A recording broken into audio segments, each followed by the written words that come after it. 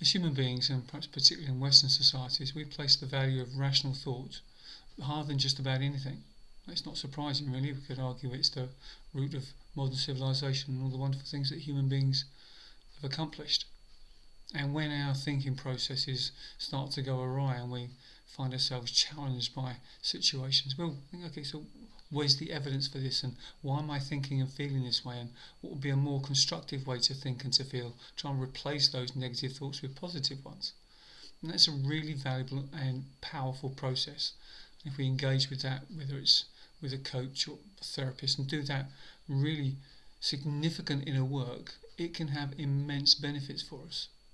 Otherwise, there's a tendency to take those inherited, perhaps innate, learned dysfunctions that we may have with us, and we carry them to our own detriment, and we maybe share them and dump them perhaps on those around us, whether that's at work or families, relationships, whatever it may be.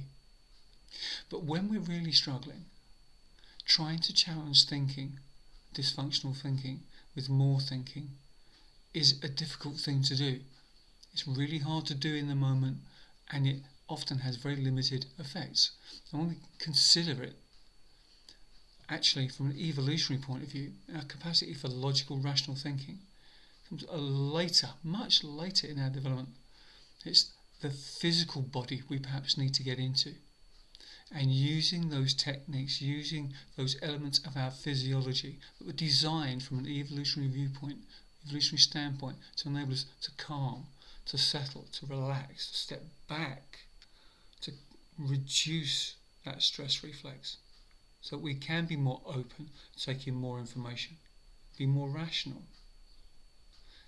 Those are the areas, those are the tools that we need to engage with first. So whether that's through our breath, whether it's through getting into that peripheral vision, whether it's through having a cold shower and stimulating that response, but using your body, becoming aware of the signs and symbols and symptoms within your body that tell you something is happening, and then engaging with that, being aware of your body, becoming more aware of the signs and signals your body gives, and then using those tools and techniques that get straight into that stress release, stress response, calming it, and then we're in the position where we can engage that logical brain.